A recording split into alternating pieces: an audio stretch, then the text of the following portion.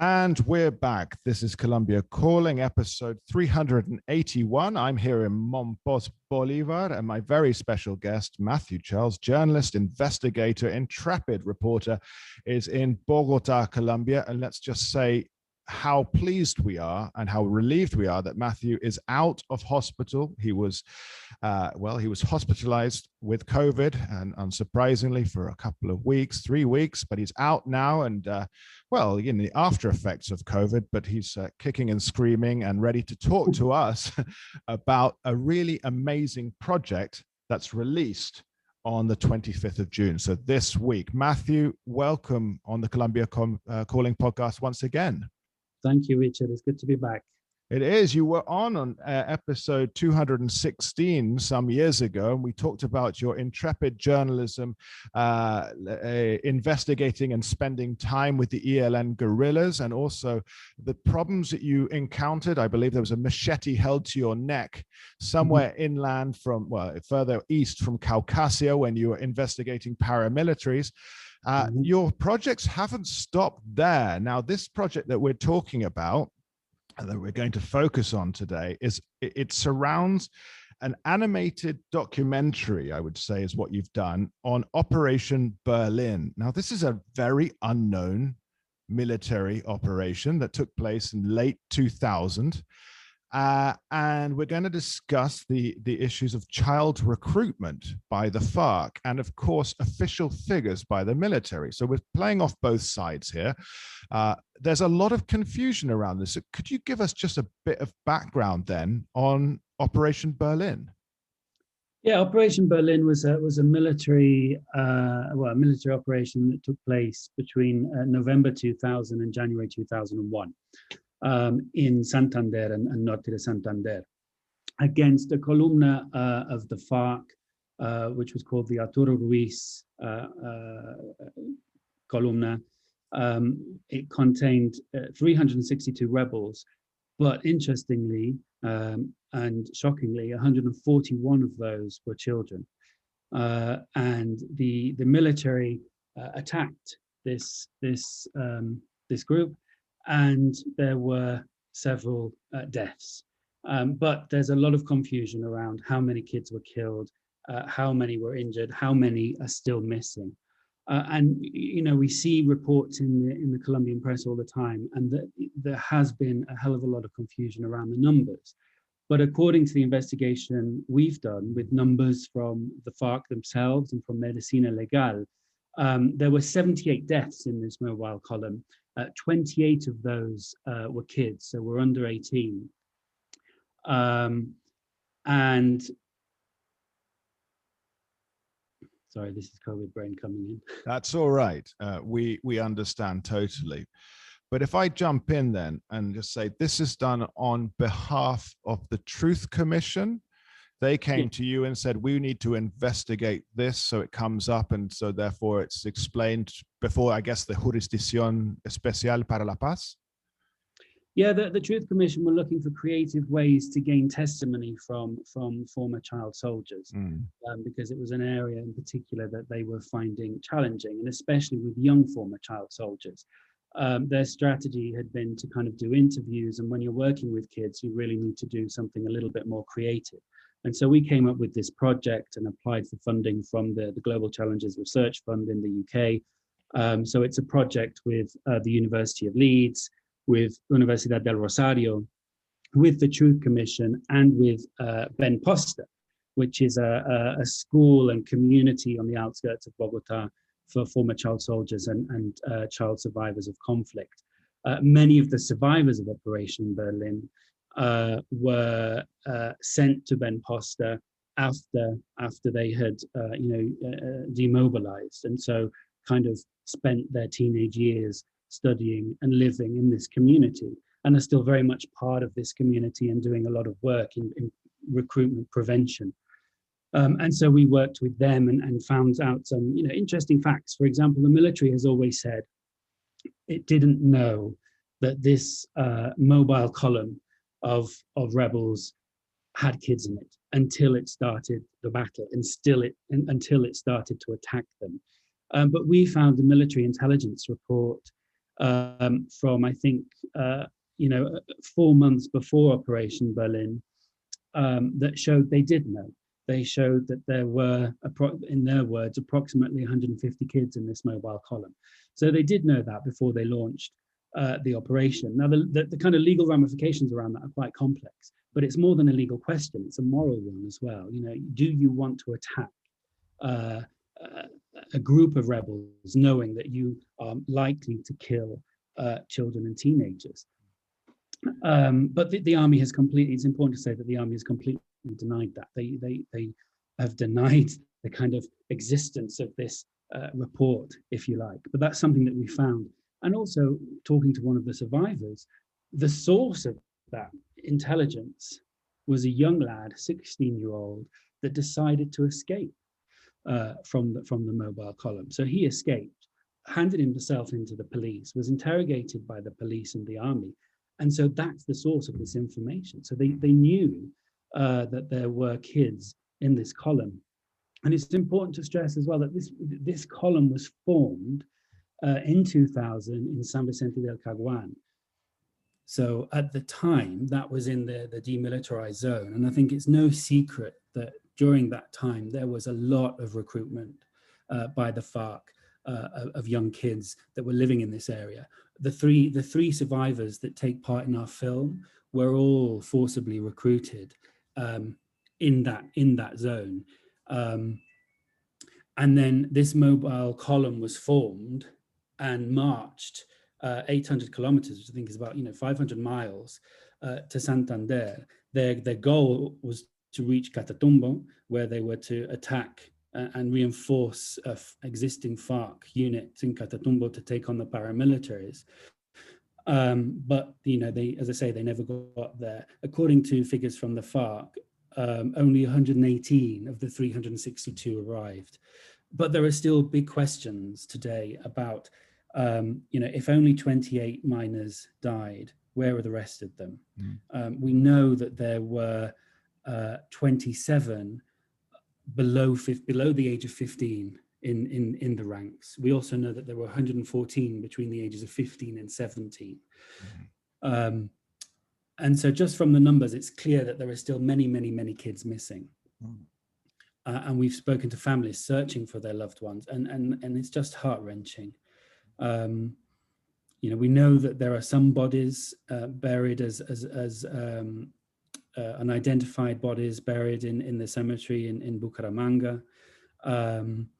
We know that they exhumed 8 of those bodies in 2017. Apparently, according to the Fiscalia, those bodies are still here in Bogota with the Fiscalia. What are they doing here? Why are they here? They took it. We spoke to one mother whose daughter was recruited in Mesetas Meta, which again was part of the demilitarized zone in 2000. She was taken and she was the daughter was killed. According to other survivors, this daughter was killed during Operation Berlin. But the mother doesn't know where the body is. Now, the Fiscalia took DNA from her in 2015. They messed it up, let's say, politely, but wouldn't go back to take a second sample. They said that she had to travel for that, and she doesn't have the resources. She's never had the resources to travel to get to have the second sample done. So the question is why. Another question is, why is the Fiscalia taking so long to investigate this? We know that they want to exhume another 8 bodies. So we know that there are at least 16 in the cemetery in Bucaramanga. There could be more, but they can't find them. Now, what happened in Bucaramanga was they decided to build kind of an outdoor gym where the cemetery was and had to move some of the bodies. And so during that removal process, it looks like some of them have been lost. So it's one big mess. And in the documentary, we try to clear up some of those facts. There's a lot in what you just said there. Of course, I'm struggling with the idea of these young kids in the rank and file of the FARC, perhaps one of the most heinous issues that needs to be dealt with in a truth commission and before the special jurisdiction of peace. And I thought kind of start with do we know how young the youngest member was? Because there's one testimony in the documentary where a kid says, "Yeah, I was 9 years old." I was not, and I mean that is terrifying. I don't want to bring it personally, but that is absolutely terrifying to think of a 9-year-old being marched. It's kind of like a march to the gulag almost, isn't it? Up and over from Arauca all the way up across the Santanders, San Vicente, as you say, they started. And I imagine it's called Operation Berlin because it's near the Paramo de Berlin, I suppose, exactly. Which is where now we're having Venezuelans dying of hypothermia walking over that. So you can only imagine the issue there. I'm curious sort of on some of the intricacies here. Where did you find the report that the military kind of deny the existence of? Oh, I can't tell you that. Well, there we go. It was a key question. Sorry, I can't admit to that. Okay. But we've legally there are so many problems that we've encountered with this investigation. Firstly, the army has never wanted to cooperate. In the film, we interview General Rangel, who was a key figure with the government in the negotiations with the FARC during the peace process, but he was also head of the army during Operation Berlin, and we were very lucky to be able to interview him to try and clear up some of these facts, or at least hear the army's side, point of view. But the army itself, as an institution, has failed to cooperate with everything that we've asked them, and we still have a couple of cases in the courts waiting for their verdict on freedom of information requests that we did, and because of this is one of the other things with Operation Berlin. The official narrative of Operation Berlin is that it was a huge success. The army managed to dismantle this column. It prevented them from arriving in Catatumbo, where violence could have increased or whatever. The army decorated more than 2,000 soldiers as a result of this operation. But the alleged human rights abuses, the assassination of unarmed children that allegedly happened, according to many of the survivors, and not just survivors, but also local residents. Who incidentally, when we went to work in Suratá, which was the main municipality affected by this operation, 20 years on, the people there are still terrified to talk about what happened and still terrified to give their testimony. And I think that that says a lot about the Colombia we still live in today. But these alleged human rights abuses, I say, have never really been dealt with and have never really been tackled. And so it's something we try to do in the film, and it's definitely something the Truth Commission and indeed the HEP, the Special Jurisdiction for Peace, is trying to clear up. Yeah, for those who are who do not agree or against the HEP, they really are going for the jugular in these things. It's not, people say, oh, it's impunity this, impunity that. No, they're going for both sides. They're going for everyone in this. I mean, this is a clear case, especially as we dealt with this a few weeks ago as well with the investigator and journalist Andres Bermudez from justiceinfo.net, talking about the fact that the FARC themselves admitted that kidnapping was an official policy during the height of their conflict is a huge deal. This was, they admitted it, so now we're waiting for what the HEP will come up with. We're waiting for that. And for me, that's a huge deal that you get the Secretariat admitting to this. It's no longer economic, what do they call them? Economic, like hostages or something. I don't know. So that this is coming forward. And in the documentary, you've got Timochenko talking. You've got the head of it talking. Of course, there's space for different interpretations of his speech, but again, these guys are masters of manipulation, masters of it. They can play you. But I mean, he claims to not have known, I think, how young some of the people were. But they know because it's happening in Cawan. Yeah, I mean, one of the the FARC have always said it was their policy never to recruit anyone under 15. Well, this documentary proves, I mean, there's a hell of a lot of evidence out there that's just not true anyway, but this documentary also proves, we have testimony from a 9-year-old, well, he was 9-year-old at the time when he was recruited.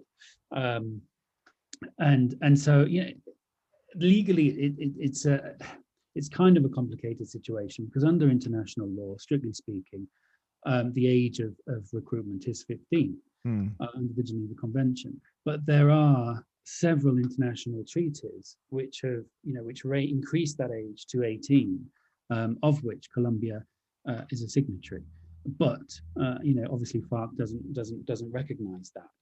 So it's a complicated legal argument, I suppose. But in some ways it's irrelevant because even though they adhered to that, they say that they adhered to that policy. Again, we ask them, well, why didn't you sanction anyone in the Arturo Ruiz column where there were 27 kids below 15? Yeah, and I think the answer, if I'm not mistaken, in the film is it just wasn't a priority. Yeah, and of course, they were, not that it would make it any better, but they were very poorly trained. I mean, these were kids. So there was, this is what comes across as well, isn't it? They were very poorly trained. I'm not saying that it would have made anything any better to have a battle-hardened group, but this, it does play into the situation that was up there. And talking about this, the documentary that goes on, I mean, it's animated, and I'm always a little bit indifferent about animated films, but especially documentaries and something dealing with something so, I mean, this is severe, something so violent, but I have to say it's not an animation that trivializes the situation. It's because it's hard going. And you have mentioned, the difficulty of interviewing children. And, you also mentioned the kid who escaped, whose testimony is where the military got their information about this column and where they were going, and then therefore where they would attack. And there's something about the documentary which makes it more effective animated rather than just seeing the backs of heads, of children. How did you come to the conclusion? How did you arrive at this, that we're going to do this way? Yeah, well, I've worked with animation before. And as I say, when you're working with kids, although they weren't all kids, we have to say, you have to find a creative way to engage them. Otherwise, you'll be there a very long time and maybe not get anything out of them. And again, working with testimony that is based in the past is always a problem for a filmmaker because how can you show something that happened 20 years ago and there may not be archive, especially if it's a very personal story. I mean, there is archive of Operation Berlin in the film. And so animation has been commonly used as a method to kind of, represent those stories. But it's not, I think we should say it's not kind of a Disney animation. It's kind of experimental, 2D, artistic with various materials, with paints, with branches, with wood. There's lots of different styles involved, including digital animation as well. And it was important for me because I really hate to see people that we may classify as victims kind of interviewed, with, like you say, with the backs of their heads, with their hands or just their eyes, because that's how we're used to seeing criminals. And I think if you treat them both the same way, I don't know, I think you kind of criminalize the victim in some way. And I don't know, for me personally, it's just something I don't like. But the challenge is, obviously, you never really see the face of the person, and so much comes through the face of the person. But obviously in this story, we're dealing with anonymity as well. So we couldn't ever show the person's face. And I think that's just something we have to live with, that you will always lose a certain amount of emotion in that sense. And again, with this film, we had to use voices of actors. So the testimonies and the stories are real. They were written by survivors. in workshops with us and with former child soldiers. I have to say that, you know, we used kids that have survived conflict or that were former child soldiers, young former child soldiers, to work with the survivors of Operation Berlin, to create the script, to create the stories, and then they were voiced by actors. And one of the things that these, I guess he's 16, the boy that got out and obviously was able to furnish the armed forces with the information. He did say, you know, he was taken into a room and just interrogated. There was no psychologist. There was no one from the child welfare there. And so it sort of runs totally in accordance with how things are done here first. And I would say that applies to today in, you know, the Minister of Defense calling children máquinas de guerra, you know, in the dreadful circumstances that took place some months ago. And I can't, off the top of my head, remember the total details, but was it in Guaviare, where a number of children were killed who had been recruited into the FARC dissidents, and they were bombed by the military. And he just said, well, these are máquinas de guerra. And it just sort of seems that there is this one narrative surrounding child recruitment and a reality. And that kind of brings me to my next point, is that in the documentary, there's a lady now who must be in her around 30 or so. And, you know, she's sitting there and she's talking about, we can talk about forced recruitment, but if anyone wanted to say why we were forcibly recruited, the blame lies firmly with the state and the government because of the lack of options. You know, I've never been in a situation of this type. I've never been born or grown up on the fringes of Colombian society with, you know, zero opportunities or so on. But I mean, that was very hard hitting, that point. I perhaps you'd like to comment a little on it. Yeah, you know, there's a lot of kids say that they were not forced, they were not kidnapped, but they chose to go, which is a narrative that the government and its agencies completely failed to accept. They say that all recruitment is forced. And I would disagree. I mean, I think it depends what you mean by forced. All recruitment of youngsters, of minors, is illegal, but it's not all forced, because I think if we say that, we deny the state's responsibility within that equation.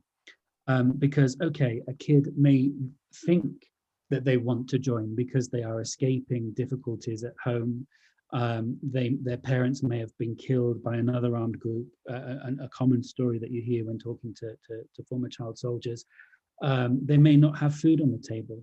They may not be able to study. There are no schools. And in all of these circumstances, the state has some kind of responsibility.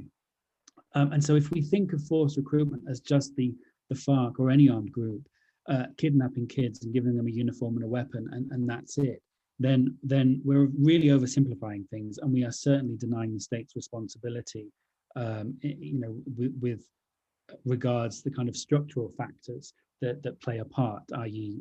Poverty, lack of education, and lack of other opportunities.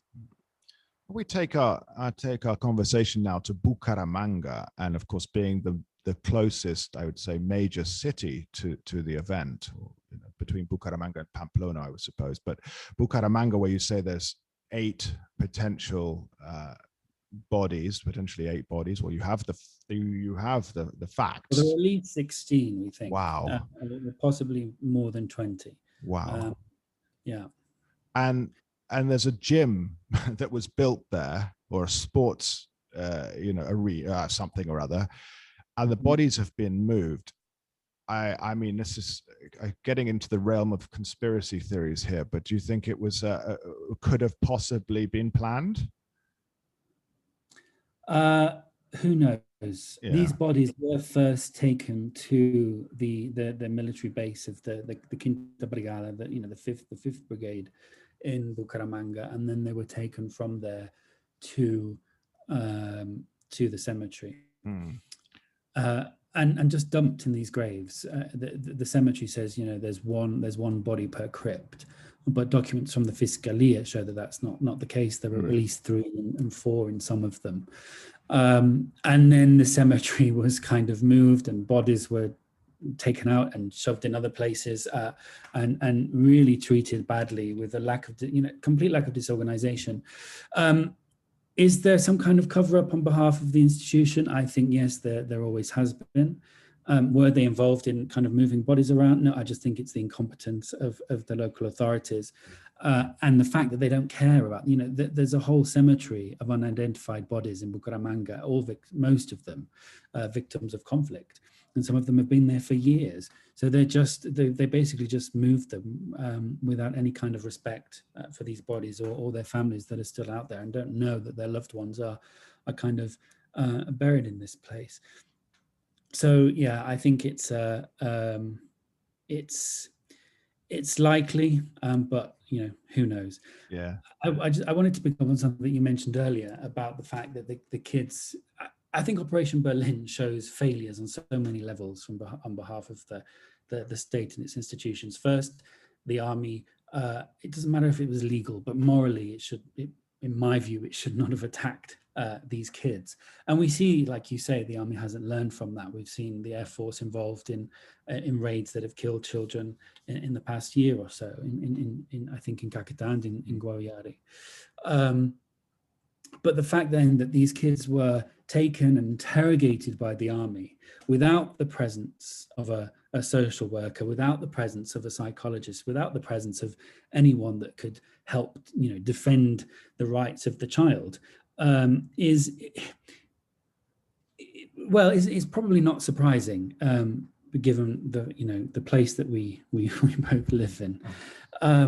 But I also think this was the first time, really, that Colombia realized that kids were being recruited on such a scale.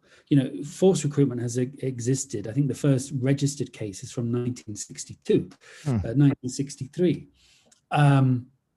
So it's always existed, but it really came into the public domain with Operation Berlin because it was televised. There are pictures of bodies of children, just bodies and bodies of children being pulled from helicopters and laid in a line at the military base in Bucaramanga. So this shocked Colombians, I think. But the state wasn't prepared. The state didn't know. ICBF, the agency that deals with kids and children in Colombia, wasn't prepared. It didn't know how to deal with this. And so, the kids were then taken and they were treated as criminals. They were put in prison. They were given classes, but these kids were put in prison. They were not taken into foster homes, or there were no attempts to reunite them with their families. They were put in prison and eventually released. And some of them, yes, did go and live with foster families. Some went to live in kind of state-run facilities. But I think this was the moment when the Colombian state realized that they needed some kind of system to deal with demobilized children. Because I think they started to realize, well, we can't treat them as common criminals, or we have to treat them differently. And I think that was the beginning of that process. But it still happens today. The army, if the army captures an insurgent that is under 18 years of old, they are legally responsible to hand over that child to ICBF immediately. And there are several cases that I know of this year where that has happened, and ICBF has not been given access for 2 weeks while the army interrogates this poor kid, because they want all the information they have on the armed group, what they do, where they are. They get all of that information, and then they hand them over to ICBF. So some of these problems, let's say, still very much exist. Well, let's put that then. Let's draw it to the present day. I mean, because we've been talking about something that's took place, 20 odd years ago now, but bring it to the present day, because your investigations will have found the the levels at which recruitment of children continue, because you're going through all this now. I suppose they were at their highest during the 1998-2002 sort of Caguan, when it was the demilitarized zone for the FARC under President Pastrana. But 2016, we had the peace accord signed. Where are we now with regards? Because obviously the government will say, oh, these are narco gangs, we've got FARC dissidents, we've got ELN. But where are we now with regards to recruitment of children in Colombia? Well, since 2016, the numbers fell, let's say, in 2016 from what they had been. We're talking about, maybe in 2012, 2013, we're talking about 270 up to 300 cases a year that are recorded. Yeah, I think it's really important to say that the vast majority of cases are not either reported or recorded. So we're dealing with numbers that don't necessarily represent, well, they definitely don't represent the kind of extent of the issue, of the problem. But from 2016, the numbers have steadily risen each year. And now, if you look at the official figures, they've steadily risen. And we're kind of back at pre-peace agreement levels, so 2014, 2015. Again, kind of 270 cases, let's say, give or take a year. Unofficially, from the fieldwork that we've done, because aside from this documentary, for the past 2 years, I've been leading an investigation about this issue, recruitment and participation of kids in conflict and crime. And if you work in, if you talk to communities in, say, Valpes, where I think the official figure is 4 for 2017, and our figures are kind of, in the 20s, just from speaking to the community who say they don't report it because A, they're scared of reprisals from the armed groups, and B, there's no trust in the state authorities. But our investigation showed that basically there's between 91 and 96% of cases are basically not reported. And we found that cases are higher in places where there's big rivalry. So for example, the Bajo Cauca, where the Orobeños and the Caparros have been involved in fierce fighting over their illicit economies. Recruitment there has kind of gone through the roof as each group tries to increase its ranks and be the stronger. But interestingly, we've also found increased numbers in places where, let's say, new groups, or especially dissident factions of the FARC, don't necessarily have expertise of the local area. So for example, in Valpes, we found that a lot of indigenous kids are being recruited because they understand the geography. They can navigate the difficult terrain of the Amazon. And so they've been recruited to help the FARC shift their goods through to Brazil. So and a similar case in Caquetá. And interestingly, the group recruiting more, who do you think that might be? Oh, I don't know. I was going to ask you that, but I want to say ELN. Yeah. To be honest, it's really, again, the numbers, it's difficult to know which group's doing which, but you have to kind of map it by which group is operating in that area. So they're not particularly the most reliable of figures. But it's a close call, to be honest. ELN, dissident FARC are at the top of the list. So what's the government doing to stop this, to protect Colombia's sort of youth in these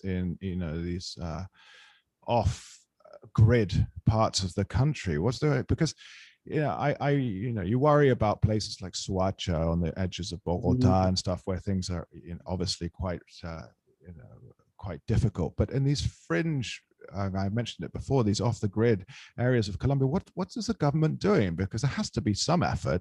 Must have been something written up in the peace accord that this needed to be addressed. Yeah, well, it's interesting that you mentioned Bogota. I mean, we think that this is a kind of rural phenomenon, right? That this only happens in marginalized, kind of conflict-ridden communities. But the statistics show that there are really high numbers of cases in Medellin, in Monteria, and Bogota. So it is an urban phenomenon as well. What is the government doing? Well, I suppose it depends on on your stance. I mean, I would say not very much. The kind of presidential commission for human rights has launched a kind of a prevention program that I think is led by the First Lady, and it's in partnership with UNICEF, and it's called Súmate por mí, and it's basically a program that they do in schools in difficult areas of Colombia. How it works, I'm not sure. They're very, very secretive about forced recruitment. I mean, one thing that has shocked me is in the previous administration, the presidency counted cases and specifically monitored this issue. Yeah. Because it has to. One of the things is Colombia is obligated to the United Nations to monitor the forced recruitment. Under this new administration, well, not so new anymore, they haven't done that.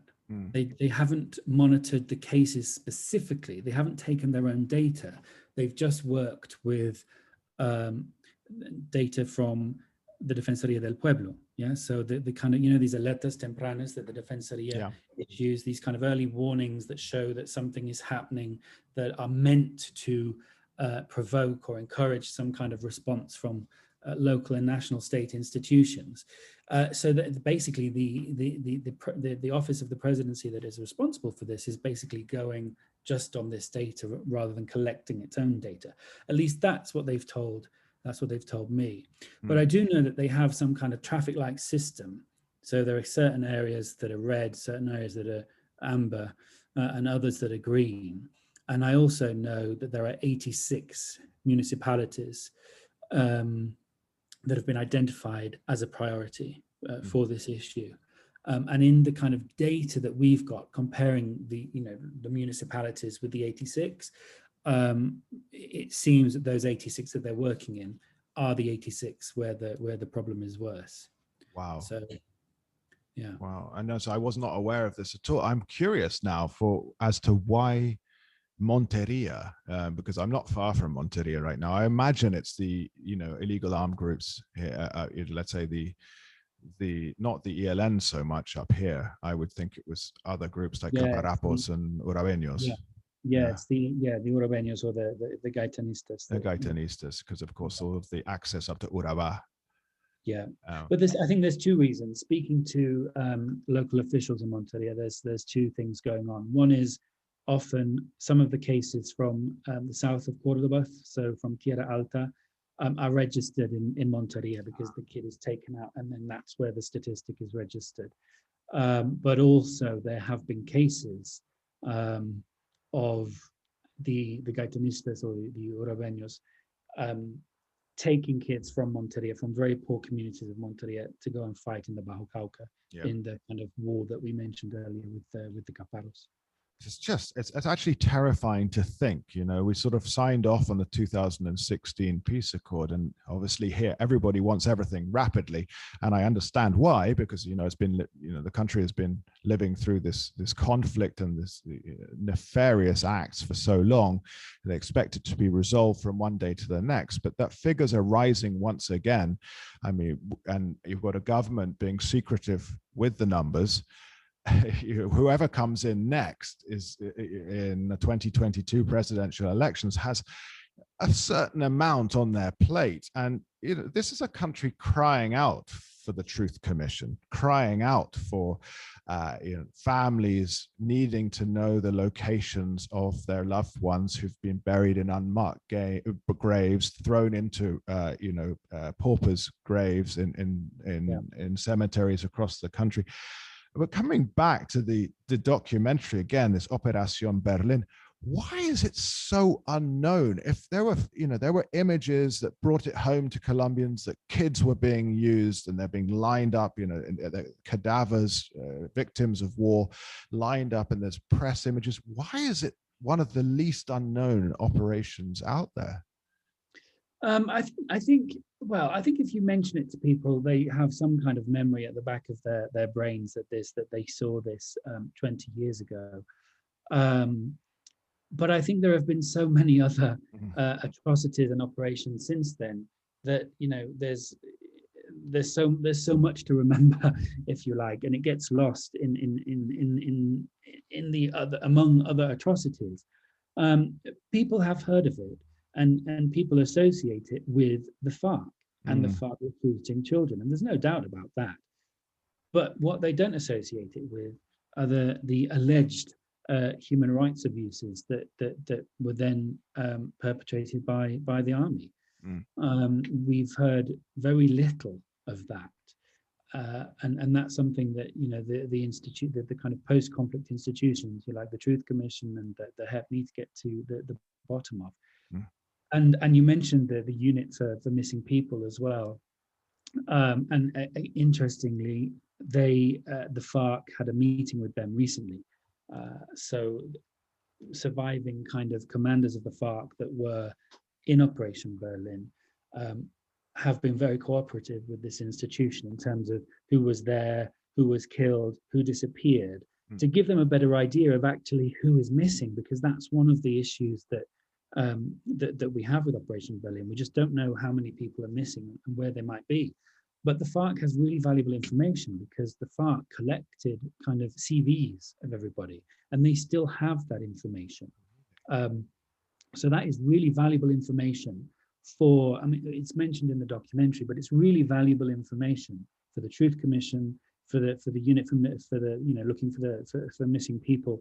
It's very useful information for them, because it gives them a list of who was there, and now we just need to look for who's no longer here with us, and hopefully we might be able to, you know, provide some comfort for families that have been searching for their loved ones for so many years.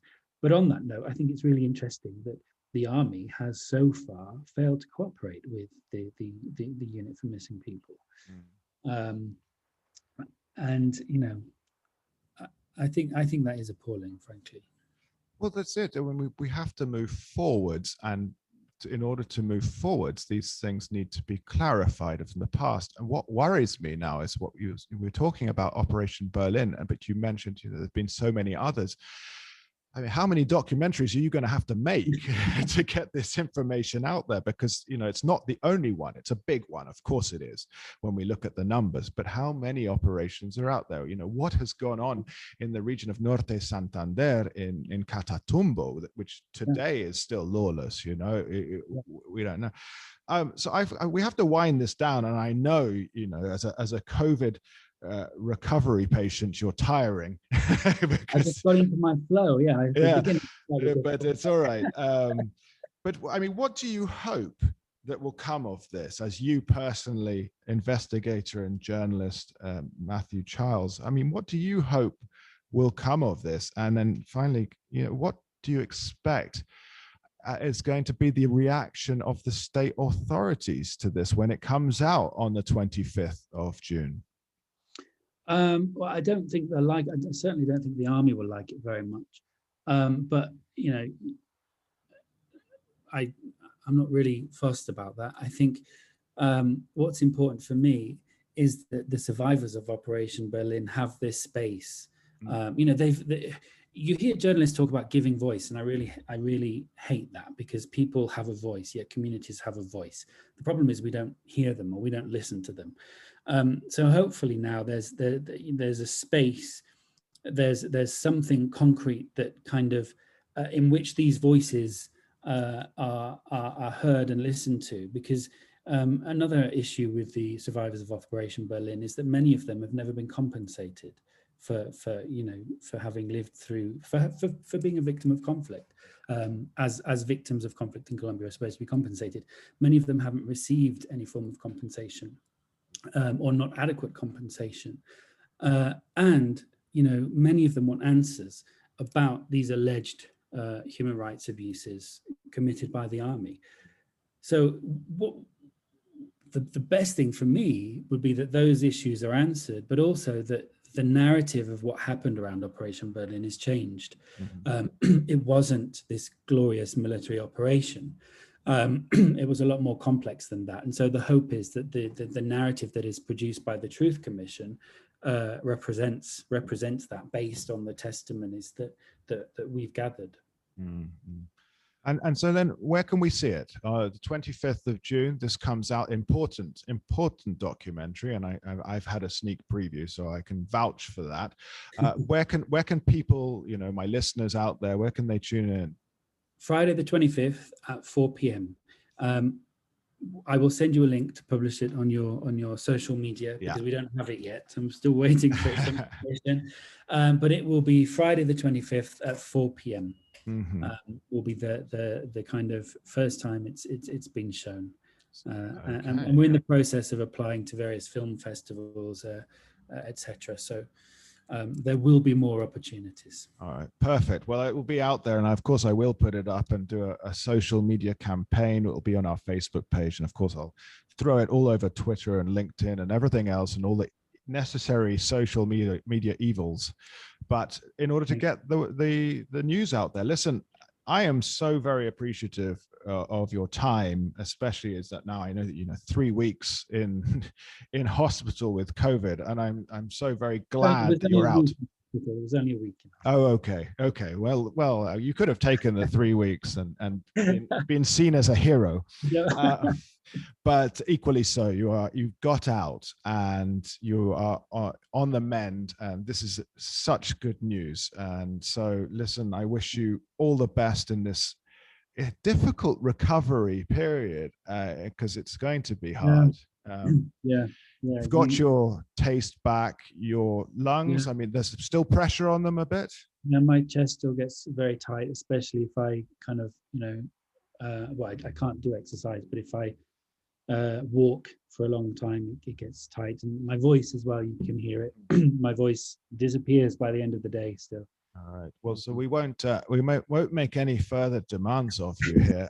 Let me take this moment. Thanks for the space. Thanks for the opportunity. No, it's been excellent. You were loved on episode 216 with your experiences with the guerrilla groups and paramilitary groups, and so it'll be no surprise to me that the figures for this episode will be huge as well. So let me take this opportunity to thank Mathew Charles for his insights and unselfish sharing of the documentary ahead of time, because of course it's out on the 25th of June. It's called Operation Berlin, simply Operation Berlin, and it is about the Operation Berlin, which those of us perhaps a bit more in the sphere don't know so much about. We didn't live through it in the 2000s here in Colombia. I moved here later than that, so it has been really revealing, and well, it's so very important to show that both sides have I think they've got to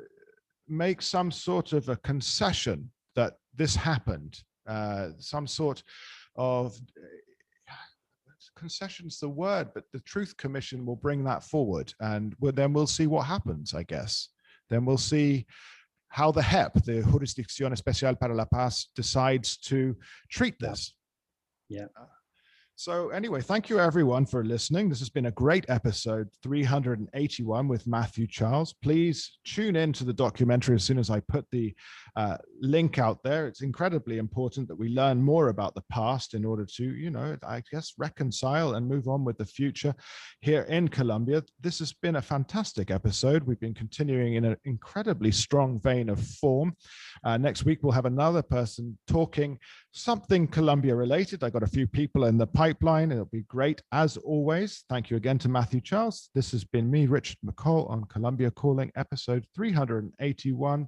And please be sure to share this far and wide. Bye-bye.